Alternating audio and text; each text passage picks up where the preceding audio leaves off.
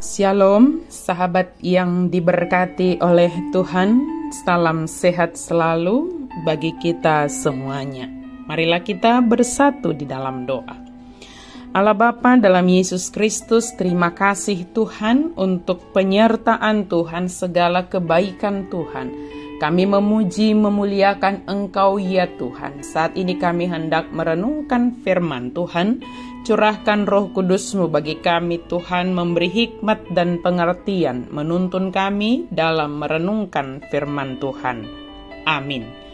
Firman Tuhan bagi kita pada hari ini tertulis dalam 2 Tesalonika 1 ayat 3. Kami wajib selalu mengucap syukur kepada Allah karena kamu, saudara-saudara. Dan memang patutlah demikian, karena imanmu makin bertambah dan kasihmu seorang akan yang lain makin kuat di antara kamu. Tama situtu dohami madok mauliate totong tu debata sialahamu ale akkadongan songon napatut. Aina gadda situtu do hapor siaumuna laustabba holong ni rohani ganup hamu sama hamu. Mengucap syukur karena pertambahan iman saudara-saudara. Sahabat yang diberkati oleh Tuhan, mengucap syukur adalah hal yang biasa atau kita sering lakukan dalam kehidupan kita. Pada umumnya ketika kita mengucap syukur, tentu karena kita mendapatkan sesuatu atau menerima sesuatu di dalam hidup kita.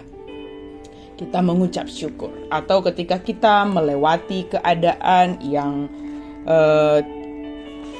keadaan hidup yang kurang baik atau yang baik, kita bisa melaluinya, kemudian kita mengucap syukur kepada Tuhan. Itu adalah hal yang biasa kita lakukan. Namun hari ini dikatakan mengucap syukur karena orang lain, mengucap syukur karena iman orang lain. Bagaimana kita melihat orang lain dalam pertumbuhan imannya dan kita ikut mengucap syukur oleh hal tersebut.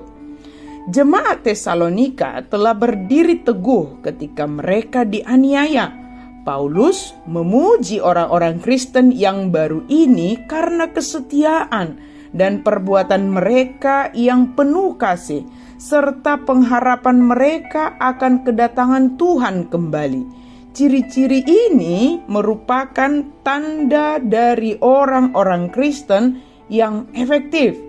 Artinya, walaupun mereka menghadapi penganiayaan, walaupun mereka menghadapi penderitaan, kesetiaan mereka, iman mereka kepada Yesus Kristus tidak goyah.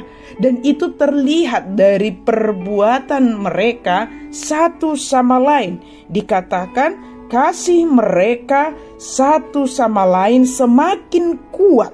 Jadi kasih itu tidak kendor, kasih itu tidak semakin kerdil, tetapi kasih itu semakin kuat sebagai wujud nyata dari iman. Bagaimana dengan kita? Jangankan orang lain, tentang diri kita sendiri.